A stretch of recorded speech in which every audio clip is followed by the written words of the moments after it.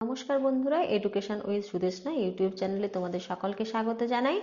আজকে আমরা অষ্টম শ্রেণীর বাংলা পাঠ্য বইয়ের অন্তর্গত রবীন্দ্রনাথ ঠাকুরের লেখা বোঝাপড়া নামক কবিতাটি পাঠ করব এবং কবিতাটি পাঠ করার সময় প্রতিটি লাইন ধরে ধরে কবিতাটির বিষয়বস্তু বিশ্লেষণ করব। তাই তোমরা যারা এই মুহূর্তে আমার এই ভিডিওটি দেখছো তাদেরকে বলবো তোমরা ভিডিওটি স্কিপ না করে পুরো ভিডিওটি দেখতে থাকো প্রথম থেকে। আর যারা ভিডিওটি এখনো সাবস্ক্রাইব করনি তারা প্লিজ ভিডিওটিকে শেয়ার এবং সাবস্ক্রাইব করে দিও। এবার আমরা রবীন্দ্রনাথ ঠাকুর সম্পর্কে কিছুটা জানি। রবীন্দ্রনাথ ঠাকুর 1861 খ্রিস্টাব্দে জন্মগ্রহণ করেন 7ই মে এবং তার মৃত্যু হয় 1941 খ্রিস্টাব্দের 7ই আগস্ট। তিনি কলকাতার বিখ্যাত জোড়াসাঁকোর ঠাকুর পরিবারে জন্মগ্রহণ করেন। ঠাকুরবাড়ি থেকে তৎকালীন প্রকাশিত হতো ভারতী এবং বালক পত্রিকা। তিনি সেই পত্রিকাগুলোতে নিয়মিত লেখালেখির কাজ করতেন। খুব অল্প বয়স থেকে তিনি লেখালেখি শুরু করেছিলেন এবং তিনি ছোটদের জন্য বেশ কিছু কাব্য কবিতাও লিখেছেন। তাহলে কি সহজ পাঠ, কথা কাহিনী, ছেলেবেলা, রাজর্ষি, শিশু ভোলানাথ, ডাকঘর প্রভৃতি। তার এই দীর্ঘ জীবনে তিনি অজস্র কবিতা, গল্প, ছোট গল্প, উপন্যাস, প্রবন্ধ অনেক কিছুই লিখেছেন এবং তিনি সঙ্গে ছবিও আঁকতেন। 1913 খ্রিস্টাব্দে সং অফারিংসের জন্য তিনি এশিয়ার মধ্যে প্রথম নোবেল পুরস্কার পেয়েছিলেন। তোমাদের এই বোঝাপড়া কবিতাটি তার খনিকা নামক কাব্যগ্রন্থ থেকে নেওয়া হয়েছে। এবার আমরা কবিতায় আসি। মনেরে আজ কহ যে ভালো মন্দ যাহাই আসুক সত্তরে লও সহজে। কবি বলছেন মনকে বুঝিয়ে নাও, জীবনে ভালো খারাপ যাই আসুক তা যেন তোমরা সহজভাবে নিতে পারো, যা সত্যি তাকে যেন সহজভাবে মেনে নিতে পারো। কেউ বা তোমায় ভালোবাসবে, কেউ বা বাঁচতে পারে না যে, কেউ বিকিয়ে আছে, কেউ বা সিকি পয়সা ধারে না যে। কেউ তোমায় ভালোবাসবে, আবার কেউ তোমায় ভালোবাসবে না। সমস্ত মানুষ তো সমান নয়। কেউ বা অন্য কারোর কাছে যেন বিকিয়ে আছে, অন্য কারোর কথায় ওঠে বসে, সমস্ত কিছুই করে। আবার কেউ খুব বেপরোয়া, স্বাধীনভাবে বাঁচতে চায়, যেন সে কারোর কাছে ধার ধারে না। কতকটা যে স্বভাব তাদের, কতকটা বা তোমারও ভাই, কতকটা এর ভাবের গতিক, সবার তরে নহে সবাই। কতকটা যে স্বভাব তাদের, খানিকটা স্বভাব এই ধরনের তাদের, আবার খানিকটা তোমারও কিছু স্বভাব আছে। স্বভাব বলতে কি, আমরা প্রত্যেকটা সময় প্রত্যেকটা মুহূর্তে যেভাবে আচরণ করি তাকে বলে স্বভাব। কতকটা এই ভবের গতি, ভব কথাটির অর্থ হচ্ছে পৃথিবী। কতটা এই পৃথিবী এই ভুবনের গতিতে চলতে আছে। সবার তরে নহে সবাই, প্রত্যেকের তরে প্রত্যেকে এটা নয়। তোমায় কতক ফাঁকি দেবে, তুমিও কতক দেবে ফাঁকি। তোমার ভোগে কতক পড়বে, পরের ভোগে থাকবে বাকি। তোমায় এই দুনিয়ার অনেক কিছুই ফাঁকি দেবে, তোমার চোখের আড়ালে অনেক কিছুই হবে, আবার তুমিও অনেকের চোখের আড়ালে অনেক কিছুই করবে। তোমার ভোগে তুমি অনেক কিছু জিনিস ভোগ করতে পারবে এই পৃথিবী থেকে, আবার অনেক কিছু অন্য কেউ ভোগ করতে পারবে যা তুমি পারবে না। মান্ধাতারি আমল থেকে চলে আসছে এমনি রকম, তোমারও কি এমন ভাগ্য, বাঁচিয়ে যাবে সকল জখম।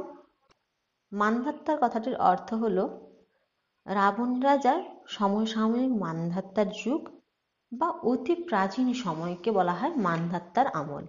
সেই সময় থেকেই চলে আসছে এই রকম নিয়ম কানুন। তাহলে তোমাদের প্রশ্ন হতে পারে যে মান্ধাত্তার আমল থেকে কি চলে আসছে? তখন তোমরা কি বলবে? মান্ধাত্তার আমল থেকে চলে আসছে এই যে সবার তরে আমরা সবাই নয়, কতকটা তোমার ভোগে থাকবে, কতকটা অন্য কেউ ভোগ করবে, কতকটা তুমি ফাঁকি দেবে, আবার কতকটা তোমায় কেউ ফাঁকি দেবে। এইসব জিনিসগুলো মান্ধাত্তার আমল থেকে চলে আসছে। মনেরে আজ কহ যে ভালো মন্দ যাহাই আসুক সত্তরে লও সহজে। কবি আবার বলেছেন এখানে যে মনকে ভালো করে বুঝিয়ে নাও, যেটা সত্য সেটা ভালো হোক কিংবা খারাপ হোক সবটাই যেন ভালোভাবে তোমরা মনকে মানিয়ে নিতে পারো।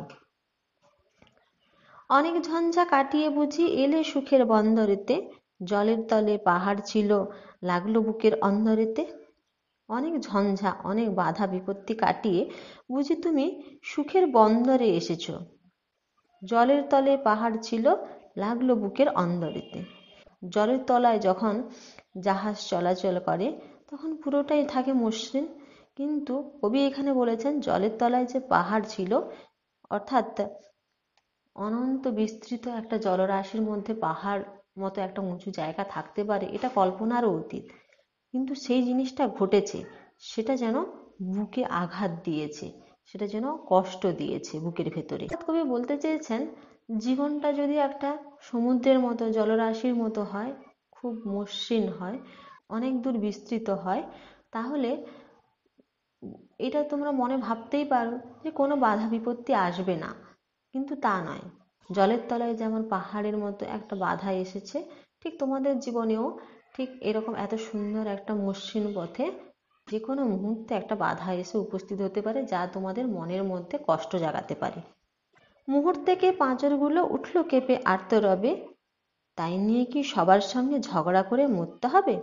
মুহূর্তের মধ্যে অর্থাৎ হঠাৎ করেই বুকের পাঁজরগুলো কেঁপে উঠলো আর্তরবে, চিৎকার করে। এই যে পাহাড়ে আঘাত লাগলো, একটা কষ্ট পেল, তার আর্তনাদ বেরিয়ে এলো। তাই নিয়ে কি সবার সঙ্গে ঝগড়া করতে হবে? তা তো নয়। যদি ঝগড়া করতেই থাকি তাহলে তো কোনো সমাধান হবে না। ভেসে থাকতে পারো যদি সেইটা সবার চেয়ে শ্রেয়, না পারো তো বিনা বাক্যে টুপ করিয়া ডুবে যেও। যদি এরকম জলে ভেসে থাকতে পারো, অর্থাৎ এই পুরো জীবনে খারাপ ভালো নিয়ে যদি তোমরা একটা ব্যালেন্স করে চলতে পারো, তাহলে তোমাদের জীবনটা খুব ভালোভাবেই চলবে। আর যদি তা না পারো, তাহলে বলছেন যে আর বেশি দূর এগোনোর দরকার নেই, এখানেই টুপ করে ডুবে মরে যাও। সুখ পাওয়া যায় অনেকখানি, আকাশ তবু সুনীল থাকে, মধুর ঠেকে ভোরের আলো, মরণ এলে হঠাৎ দেখি মরার চেয়ে বাঁচাই ভালো। সমান্তরালভাবে একটা সরলরেখা বরাবর চলতে পারো, তাহলে অনেকখানি সুখ পাবে। আকাশ তবু সুনীল থাকে, মধুর ঠেকে ভোরের আলো। ভোরবেলা যখন প্রথম সূর্যের আলো প্রকাশিত হয়, তখন কি হয় বলতো? আকাশটাকে যেন বেশ সুনীল, নীল নীলিমায় সূর্যের কানায় কানায় যেন পরিপূর্ণ থাকে, সেটা কবি এখানে বলেছেন। মরণ এলে হঠাৎ দেখি মরার চেয়ে বাঁচাই ভালো। প্রত্যেকে জন্মেছি যখন মরতে হবে, মরণ যতই কাছাকাছি আসে মানুষের জীবনে, তখন মনে হয় যে না, আরো বেশি দিন একটু বেঁচে থাকি। তাই বলছেন মরণ এলে হঠাৎ দেখি মরার চেয়ে বাঁচাই ভালো। যাহার লাগি চক্ষু বুজে বহিয়ে দিলাম অশ্রু সাগর, তাহারে বা দিয়েও দেখি বিশ্বভুবন মস্ত টাগর। যার জন্য ভেবেছিলাম যে না থাকলে, সে না থাকলে আমরা হয়তো আর বাঁচতে পারবো না, আমাদের জীবন এখানেই শেষ, কিন্তু তা নয়। যার জন্য একসময় চোখের জল ফেলেছিলাম, পরবর্তীকালে সময়ের স্রোতে দেখলাম যে না, আমরা বেশ অভ্যস্ত হয়ে গেছি সেই ব্যক্তিকে বা সেই মানুষটিকে ছাড়া। তাই বলছেন যে যার জন্য একসময় চোখের জল ফেলেছিলাম, সময়ের সাথে সাথে আমরা বেশ সুন্দরভাবে জীবনটাকে কাটিয়ে দিতে পারছি। আর দেখছি যে কি বিশ্বভুবন, এই আমাদের চারপাশে এত জিনিসপত্র আছে, তা যেন অনেকখানি অনেকখানি বড়। মনেরে তাই কহছে, ভালো মন্দ যাহাই আসুক সত্যরে লও সহজে। যে ছায়া মস্ত করে অস্তাচলে বসে বসে, আঁধার করে তোলো যদি জীবনখানা নিজের দোষে। এখানে তিনি বলছেন কি, তুমি যদি সময়ের কাজ সময়ে না করে যখন অস্ত যাবে, ঠিক অস্ত যাওয়ার সময়ে আমাদের ছায়াটা কিন্তু আমাদের শরীরের থেকে অনেকটা বড় মনে হয়। তো বলছেন যে সেই অস্ত যাওয়া পর্যন্ত যদি তুমি নিজে কর্ম না করে নিজের জীবনটাকে বসিয়ে রাখো, অতিবাহিত করো, তাহলে দেখবে তুমি তোমার জীবনটাকে নিজেই আঁধার করে তুলছো। তুমি তোমার দোষেই তোমার জীবনে অন্ধকার ঘনিয়ে আনছো। বিধির সঙ্গে বিবাদ করে নিজের পায়েই কুড়ুল মারো, দোহাই তবে এ কার্যটা যত শীঘ্র পারো সারো। বলছেন কি, তুমি ভগবানকে সবসময় দোষ দিয়ে ভগবানকে সবকিছুর জন্য দায়ী করে এতে কোনো লাভ নেই। তুমি নিজের পায়ে নিজে যেন কুড়ুল মারছো, অর্থাৎ নিজের ক্ষতি নিজেই করছো। তাহলে কবি এখানে বলেছেন যদি সেইটা তোমার মনে হয়, তাহলে তুমি কি করবে, শীঘ্রই পারো, যত তাড়াতাড়ি পারো সেখান থেকে তুমি সরে যাও। খুব খানিকটা কেঁদে কেটে অশ্রু ঢেলে ঘরা ঘরা, মনের সঙ্গে একরকমে করে নে ভাই বোঝাপড়া। খানিকটা কেঁদে নিলে চোখ থেকে ঘরা ঘরা, অর্থাৎ বড় বড় কলসিকে ঘড়া বলা হয়, সে ঘড়া ঘড়া তুমি জল বের করলে, অশ্রু ঢাললে, তা তাতে লাভ কি হলো? মনের সাথে এরকম করে নিজের মনের সাথে নিজের বোঝাপড়া করে নাও।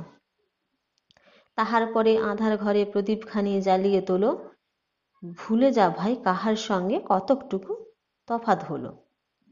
তারপরে কি করবে? নিজেকে নিজে বুঝিয়ে নিলে তারপরে অন্ধকার ঘরের মধ্যে প্রদীপের আলো জ্বালাবে, অর্থাৎ তোমার জ্ঞানে, তোমার জীবনে তুমি ভালো কিছু, শুভ কিছুর উদয় ঘটাবে।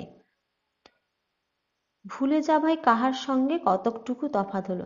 তুমি ভুলে যাও কে কি কতটা পেয়েছে, তুমি কতটা পাওনি, বা তুমি কতটা কি পেয়েছো জীবনে, অন্য কেউ কি পায়নি, এসব সব ভুলে যাও, ভেদাভেদ ভুলে যাও। মনেরে তাই কহ যে ভালো মন্দ যাহাই আসুক সত্যরে লও সহজে। মনকে এই বলে বোঝাও যেটা সত্য সেটাকে যেন তোমার মন ভালোভাবে নিতে পারে। ভালো খারাপ সেটা যাই হোক না কেন, সত্যটা সবসময় সত্যই থাকে। আজকে এই পর্যন্ত। যদি ভিডিওটি তোমাদের ভালো লাগে তাহলে প্লিজ চ্যানেলটিকে শেয়ার এবং সাবস্ক্রাইব করে দিও।